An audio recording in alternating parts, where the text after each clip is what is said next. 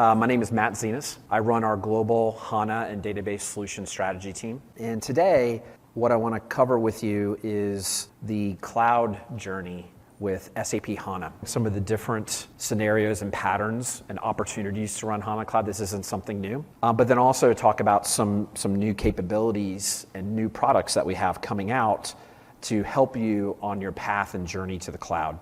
And I do want to say this because you're going to hear me say this throughout this session, is the commitment and the acknowledgement of your current on-premises investment and the commitment from both SAP and myself to help you leverage and build upon that investment, which I'll show you examples of that. The obligatory disclaimer, because the reason is I'm actually going to be talking about new products that have yet to be released, new products and features and capabilities, specifically SAP HANA Cloud and HANA Cloud Services, which we announced at Sapphire. And I'll get into more details about that and about how that fits into the broader HANA journey and the HANA Cloud journey as well. So first of all, just in terms of agenda, I usually like to take the opportunity to start with the trends and challenges and opportunities that we see in the broader data and data management area, to kind of start there. That kind of feeds into and also establishes our strategy from an SAP perspective and how to support those challenges and to have overcome them and have better opportunities in the future. Also, opportunity to discuss HANA Cloud, introduce that to you, and then get into some more of the details about the cloud deployment options that we have from a HANA perspective. And then finally, getting into how you can get started today on your cloud journey. So first of all, like I mentioned, some of the trends that we're both observing from an SAP perspective, I'm sure it's not lost on you and you're feeling and experiencing this as well. Some of these trends that are out there, these include everything from an explosion of data, just massive amounts of data that are being created. We see this manifesting itself in a lot of different ways, but at the current estimate is, and I think IDC does a report on the total global data footprint. And when you go back to when HANA was launched back in 2010, the estimate for the total global data footprint was around 2 zettabytes, a zettabyte being 1,000 exabytes. Fast forward to now, 2019, they estimated around 40 zettabytes, and by 2025, 175 zettabytes. And a lot of this is due to the fact that there are new data sources, and there's new data sources that are popping up all the time. There's new data sources that we're seeing today that we weren't anticipating a few years ago. And there's data sources in the future that we have to anticipate that we may not know. And obviously these are the things that you have to take into account too as you're architecting your systems and developing them. And obviously these data sources are connected systems, these are applications creating data, this is data creating data, exhaust data. Also, there are new demands on the data. I mean, we're seeing this all the time. I'm sure you're seeing this in dealing with your business users and consumers, right? It's no longer good enough to know what happened last quarter, what happened last month, or even what's happening right now. The business wants to know what's going to happen using predictive and machine learning, and then actually embedding that into core business processes, like with robotic process automation, artificial intelligence, right? Now, also what we're seeing is a big move to the cloud, right? Obviously, that's why we're here. Many of you had expressed an interest in moving to the cloud or moving HANA to the cloud. We see 2022 as an inflection point, definitely from a data management and database perspective, where for the first time, actually, cloud software subscriptions will overtake on-premise database software revenue. That's a big point. And at recent estimates, Gartner indicates this year that a majority of IT spending is actually going to be more cloud-based, or what they call as a service-based. The bottom line is, and we see this, I'm sure you see it too, is that the lines are definitely blurring between on-premises, hybrid, and in the cloud. And these trends create these challenges as well. Obviously when you're working in an organization, you're working with the business users who have a certain expectation that the data that they're leveraging is intelligent, it's connected, it's timely, it's governed. They want to make sure that the data that they're leveraging and using is credible, that they're making actionable, real good decisions based on it. And IT, on the other hand, needs the flexibility to deploy and develop custom, flexible solutions to be able to support what the business needs. And this manifests itself, especially now, in multiple systems in the cloud, systems on-premise, et cetera. And what we're seeing is, in talking to customers and interacting with some of our customers and some of the large customers, they have between 6 and 8 different cloud instances, manifesting themselves as platform as a service, infrastructure as a service with the hyperscalers, software as a service, database as a service. The bottom line is what's happening is because of the flexibility we need to provide and that we now have at our disposal, there's also complexity. You now have this data sprawl, which then leads to not having great decisions because this data is out elsewhere. Organizations just having trouble with understanding, who their customer is, even what their own products are. So even though migrating to the cloud is critical, and many of you may be in organizations where you've been given that mandate to do that, the reality is you're dealing with a very diverse and dispersed environment. Many of you are probably working in an environment that is very heterogeneous. Although I'd like to believe you're an all SAP shop, the fact of the matter is you're probably using different applications, certainly different analytic tools, maybe many of them, different integration tools, different databases, different hyperscalers. That's a reality. Also, there's this large amounts of data. Some of it you may not even be using, but you may even be storing, whether that's on-premise or in the cloud.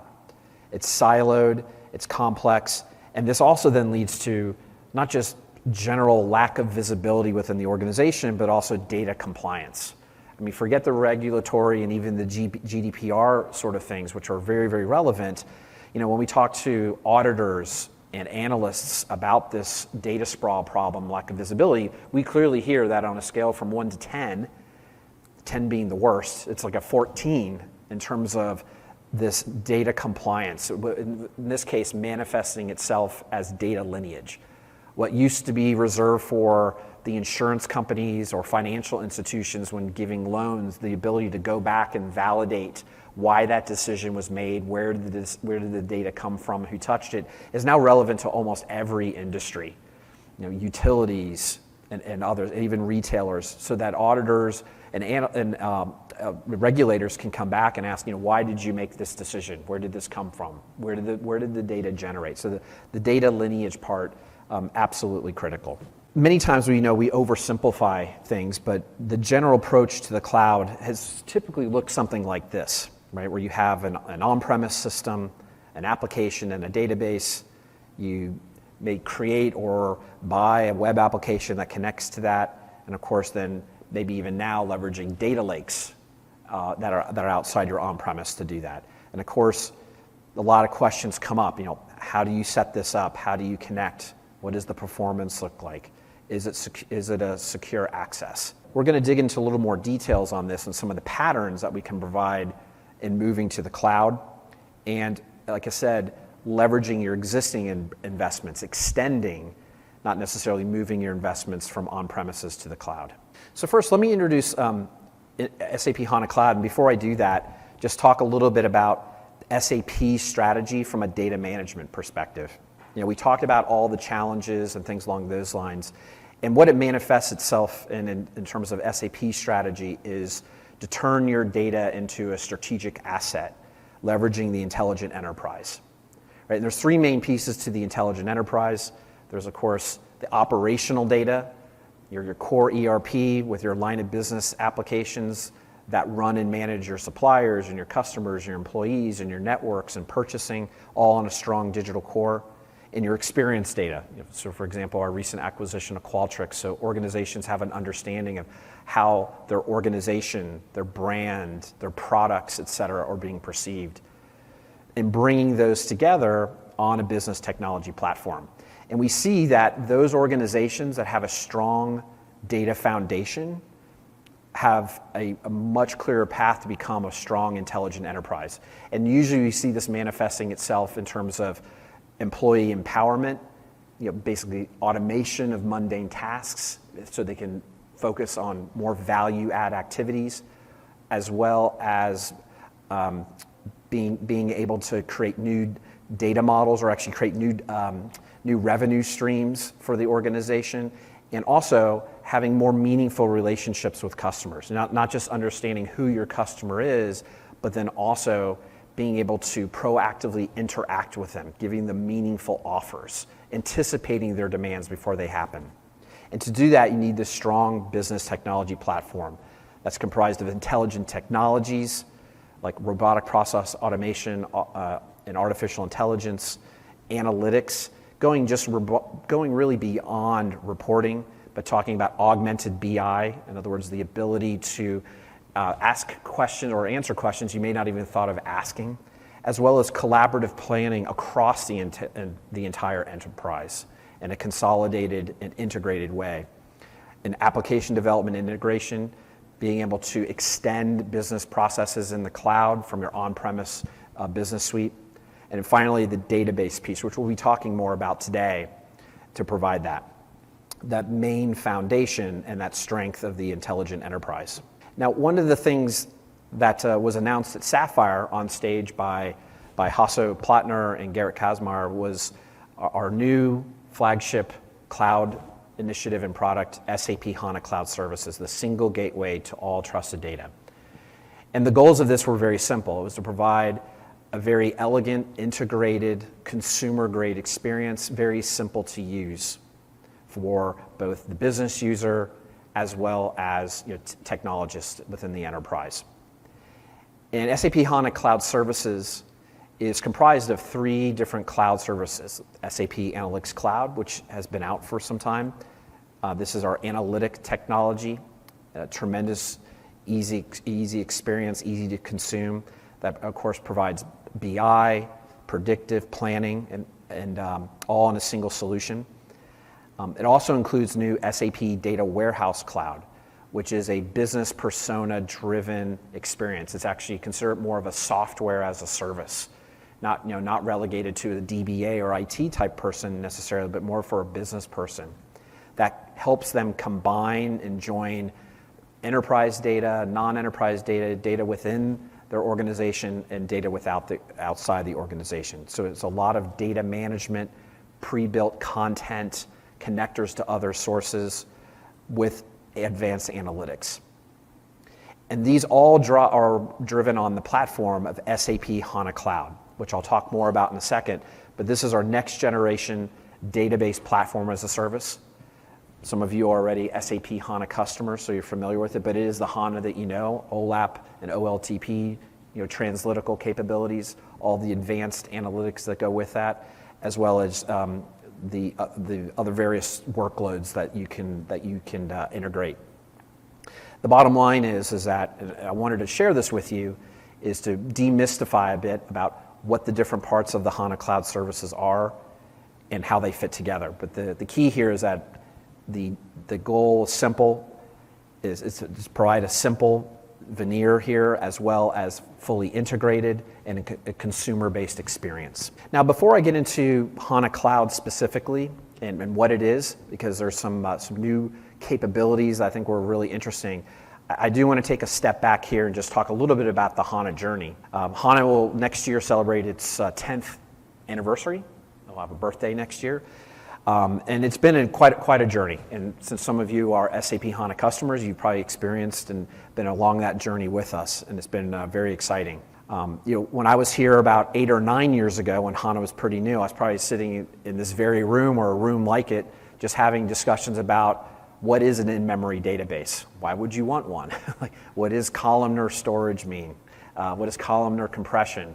Why is OLAP and OLTP really revolutionary? What happens if you trip on the cord in the data center? Does the data really just go away? We've had all those questions and more. So we've come a long way with that. Now when it first started, it was pretty much HANA was meant for the sidecar accelerator, for analytics, and then grew into running your ECC system, a suite on HANA, and then BW on HANA, and then S4, and then BW4. Now, Customers are now deploying some very large data warehouses on HANA alongside those core systems, creating custom applications. And now we have third-party solutions that are certified. So it's an open platform. We have many customers now that are running their ERP, data warehouse, and their GIS system all on HANA together for higher performance, seamless integration, and lower total cost of ownership. 30,000 customers later, and that's how many customers we have for HANA. Again, we're continuing to innovate, both on premises and in the cloud and hybrid. So the cloud concept with HANA isn't new. Some of the recent advancements, for example, with HANA on-premise include some of the Intel Optane advancements. I'm not sure if you're familiar with that, but it's a new Intel Optane chip where HANA was the first database to take advantage of that. Basically, it provides for quicker restarts as well as more memory per chip, basically resulting in a lower total cost of ownership. The bottom line is our goal from a HANA point of view has been to provide that foundation for the intelligent enterprise I talked about by basically helping connect the value chain of data from business facts to ideas, from technology to people, to really drive those intelligent systems and make more credible decisions. Ultimately, to help you make data a strategic asset within your organization. And the next chapter of this is the SAP HANA Cloud. So SAP HANA Cloud is planned, that we announced at Sapphire, planned to release next quarter, late next quarter. It is basically the power and performance that you know of HANA with the simplicity, the flexibility, the agility, and the cloud economics that you would expect in a cloud. Let me share with you a little bit about what's new in this that might be very interesting. First of all, in addition to the core HANA in-memory engine, we also are providing native disk store services to store warm data, basically leveraging what we call native storage extensions. This is actually a capability that came out with HANA to SPS 04 back in April in our last release. But this provides a very tightly coupled integration with the core HANA engine, but also providing a lower cost store on disk. Also, what we're providing in the HANA Cloud is a petabyte scale relational data lake. Basically, again, this is an automatically provisioned and managed service within HANA to store petabytes, not terabytes or gigabytes, but petabytes of data columnarly. So you basically have both high performance ingest as well as high performance analytic capabilities as well. And the beauty here is that this is all managed through a singular veneer, a very simplified consumer grade experience where you can spin up, leverage these services as you want. The thing about HANA Cloud too is that it is multi-cloud. So HANA Cloud itself is not an infrastructure, it's not a data center. Like our HANA as a service, it's multi-cloud, meaning that you provision it and then you can deploy it on the third-party hyperscaler and data center of your choice. So we've actually done all the work with the hyperscalers in terms of integration and optimization, have purchased the capacity and the systems that are required. You don't have to worry about all that. So you just provision what you need. We go ahead and spin it up and get that deployed for you. So you can just work right through SAP. It is very, very easy consumption of this. So one of the new capabilities, not even a capability, but from a commercialization perspective, what we've added is the concept of what we call HANA Capacity Unit, which is it's basically just one thing that you need to procure, but then you can use it on any of the compute and storage that you need. Since we're in Vegas, you can think of it as put your poker chips where you want on the table, with some services being more expensive than others. Obviously in-memory would cost more than the relational data store or the disk, but you have the flexibility to put the data where you want it and then move it around. It's also very elastic, and what I mean by that is, of course, business isn't linear in terms of workload and things like that. It moves up and down. At the end of each quarter or month, you may have month closing type of things where you need additional capacity, and then at times after that you don't need it, right? So we provide that as well, elasticity. Use what you want when you want. And the key here as well is that it's fully managed by SAP. So it is a true database as a service experience where we're doing the upgrading and the patching and things along those lines behind the scenes, keeping the lights on, and you do the value add work, basically doing all the fun stuff. Now, Besides all these new and different services, and by the way, these are just the starting point. The anticipation is additional services, being available as well. But one of the key value points and strengths of HANA has always been its virtualization. Some might call it federation or leveraging smart data access, the ability to then connect to other data sources. So you can see in terms of price and performance optimization, starting with in-memory and disk and then relational data lake, there may be other external sources like AWS S3 or Hadoop that you want to connect to. With HANA, we've always had the ability to federate or use smart data access to connect out to those data sources. And the idea being that you may not necessarily want to bring all that information back. You actually want to execute a query, fetch just the results you need, and then bring that back in real time and then merge that with the other data. So with HANA Cloud, tremendous amount of investment, optimization being done on that as well with other connectors to connect out to those large data sources and to optimize the SQL that's used for that along with query logging as well. Now, one of the things that this manifests itself is also about being able to connect to your on-premise investments. And I'll talk more about that, but the idea here is that you don't have to be a HANA customer necessarily to use HANA Cloud. You can use that straight out of the box. But obviously we have different patterns and techniques to connect back to your on-premise investment that I'll share in a moment. But in terms of use cases, it's kind of what you'd expect. It's an open platform, meaning of course SAP Analytics Cloud or just analytics in general as a strong use case. Data intelligence applications, third-party applications, custom applications. The Data Warehouse Cloud, I just want to pause there for a moment because that is also another product that we launched or announced at Sapphire, and will actually be becoming generally available next quarter as well. And so all the capabilities I just talked about with HANA Cloud, actually Data Warehouse Cloud inherits, but you only have to provision the Data Warehouse Cloud component. And what makes this really simple is that you just provision the Data Warehouse Cloud, which provides all those things I mentioned, more from a software as a service perspective. And for the business persona, it has the content, it has the modelers and things like that. And as you're leveraging and using Data Warehouse Cloud, it is behind the scenes then leveraging all these capabilities, all these engines from the persistent store, as I mentioned, as well as virtualization automatically without you necessarily even being aware of it or having to buy two separate things. So it's invoking these services behind the scenes. So it's a really great value prop, certainly something to look at with the Data Warehouse Cloud.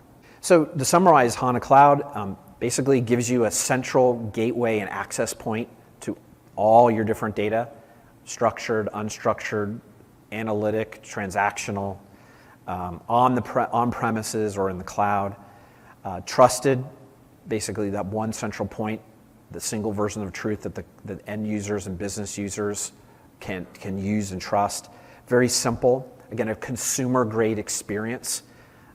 Hopefully you'll get a chance to attend other HANA Cloud sessions, if not, that get into more technical detail about what it looks like in terms of the provisioning, the cockpit views, how you can spin up, monitor, add capacity, things along those lines in a very easy-to-use configuration, and open. HANA has always been an open platform. Many of our customers using it beyond typical SAP use cases, like I said, for data warehousing, even third parties, and custom applications. So that's still relevant with HANA Cloud. So let's talk a little bit about cloud deployment options for SAP HANA. Going beyond HANA Cloud and just kind of taking stock of what some of the options. And some of these you may be using or may be aware of. But I always find it helpful because over the years, HANA in our journey has both simplified from a product perspective, but also has various editions and versions that might be good to kind of review so we're all on the same page. The first is SAP HANA Express Edition. I don't know if many of you are familiar with it, but actually this came out a couple years ago. And its intention was actually to kind of target the developer community. For those that may not necessarily want to go spin up an instance in the cloud. But this provides actually a free version of HANA, pretty fully functional up to the latest release. Doesn't have all the data center capabilities. And then you can acquire additional capacities all the way up to 256 gigabytes. It's basically not a supported platform, really not meant to run anything in production, and certainly not SAP workloads. but a really good way to get started. You can download it to your laptop, to a Mac. You can deploy it in the cloud. We have the cloud appliance library that you can use. And in fact, some of the hyperscalers, this is actually what they provide on their marketplace as well. But it's a good way to get started up to 32 gigs, and again, then extend that up to 256 gigabyte. And what we see is many customers, either new customers or even new groups within the organization, using this as a way to get familiar with HANA. Because many times they may not get access to the systems that maybe already be set up. So this is a great way for them to get experience to the spatial engine or to the graph engine without them necessarily breaking something or trying to get access to it. Of course, we have our core flagship HANA, both SAP, non-SAP workloads. What's interesting here, and again, not sure if you're leveraging this, but you have the ability to deploy this certainly on premises, as many you probably do today, as an appliance or a tailored data center integration capability, but also bring your own license. Our licenses are flexible that you can take your HANA license and deploy it both on premises or in the cloud. You can actually, if you had 10 units of HANA, you put 5 units on premise, 5 units in the cloud. And we'll talk about bringing that up into the cloud with a bring your own license as an infrastructure as a service and what those configurations look like. We've also recently have pre-configured trial systems up to 4 terabytes with AWS, Azure, and GCP. Then, of course, SAP HANA as a service. This is via SAP Cloud Platform. This is a fully managed service as well. This is the predecessor to HANA Cloud, which is coming out. A lot of the use cases with HANA as a service have been application extensions, creating applications with SCP, as well as sidecar, ERP, operational reporting sort of things. And of course, HANA Cloud and all the capabilities of HANA as a service, but our next generation with all those capabilities I just talked about, native cloud database as a service, fully elastic for compute and storage, having both the document stores, the native disk stores, the relational data lake, the native storage extension, again, multi-cloud, instant provisioning, and not terabyte scale, but petabyte scale because of the data lake. So in terms of the progression, and this doesn't necessarily mean this is the order you have to go in, but clearly everything from SAP HANA bring your own license, you're using that at infrastructure as a service. We see that as a common path and next step for many, and moving to the cloud.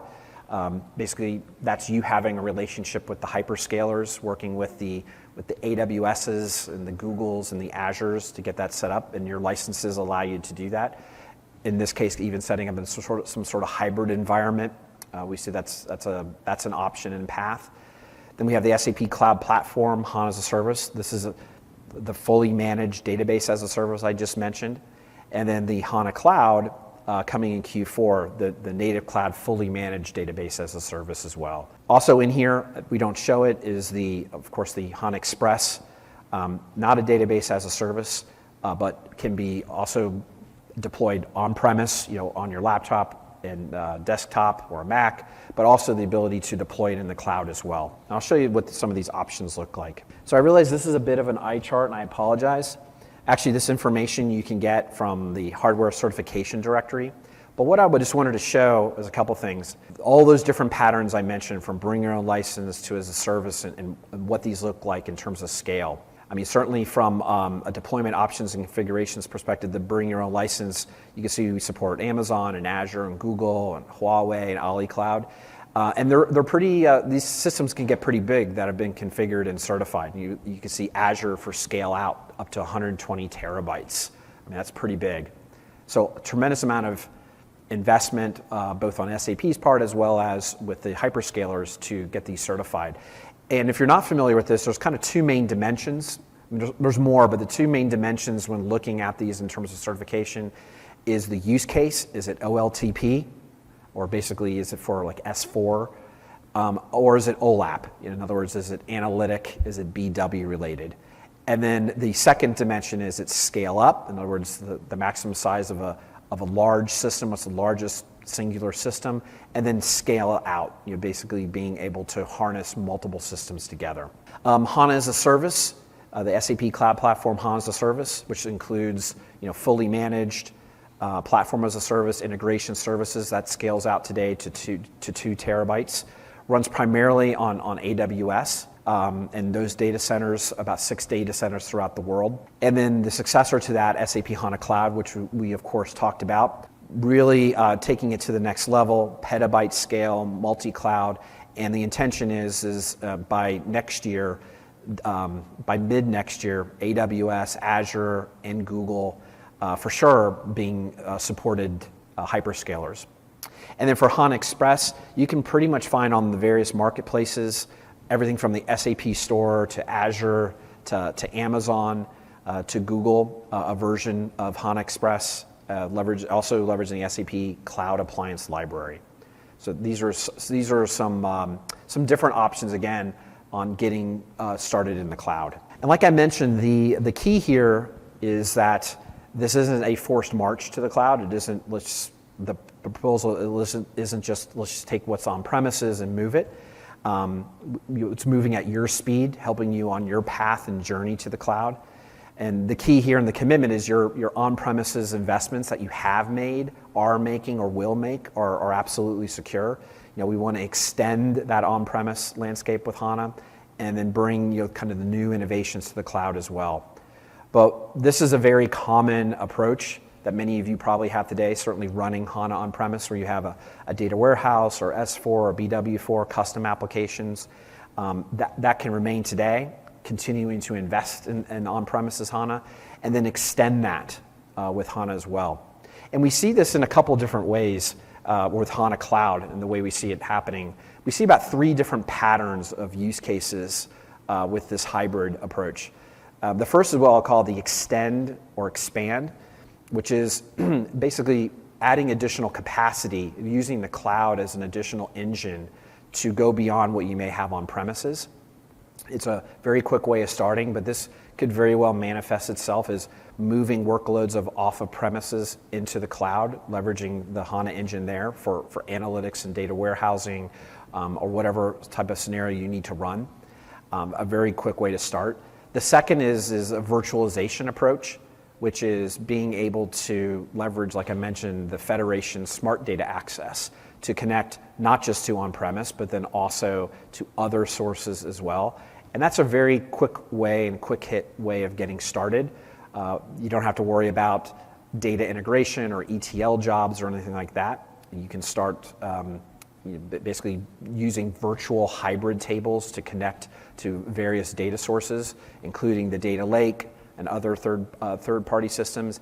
And then the third area is the data lake component, actually taking in information from other systems into the actual native relational data lake, where you can actually have an increased performance, better integration with the other data that you have there. So those are 3 main patterns that we would see leveraging off of your on-premises investments. And this is a bit more of a technical diagram, and I think what's important about this is this covers those scenarios I just spoke about, from the virtualization of data using smart data access to the other systems, replication, and also then moving in data to the relational data lake. But this gives a very high-level overview. What we would believe, and we actually see this today with on-premises HANA, is it's not just one thing. You're not just using the data lake. You're not just using virtualization. You're not just using replication. It's probably a combination of all 3 of those different approaches, depending on what your need is. But the idea is that you now have the flexibility, whether you need to burst additional processing power in the cloud, create that next generation application, translytical application, use this for a relational data lake, et cetera. You now have that at your disposal. And of course, then you can use this for the data warehouse capabilities, analytics, et cetera. So you have a lot of capabilities at your fingertips. So what's next? So SAP HANA, like I said, announced at Sapphire. We're planning to launch this end of next quarter, so this year. That's when the general availability is. We're having some guided betas and early adopters going on right now. So if there's any interest in being an early adopter or being a beta customer, please let me know. We'll also, in early next year, be able to offer some trial accounts and things along those lines. If you have a QR reader, they can read this. This QR code is actually to a website we have, SAP HANA Cloud Services.com, where you can get more information. And also, You can even get started today before HANA Cloud with our current HANA as a service. Like I said, that's the predecessor to HANA Cloud. It's not the exact same thing, but if you were to start with HANA as a service, we will absolutely have a seamless migration path, technically to the new HANA Cloud as well. So with that, thank you very much for your time today. Just to kind of wrap up, of course, there's a lot of additional resources out there from a TechEd perspective. So with that, I appreciate your time today. Hopefully this gave you a little better understanding of where we're going with the cloud, our strategy for moving there, the pathway of how you can get started in the cloud today with all the different options I talked about.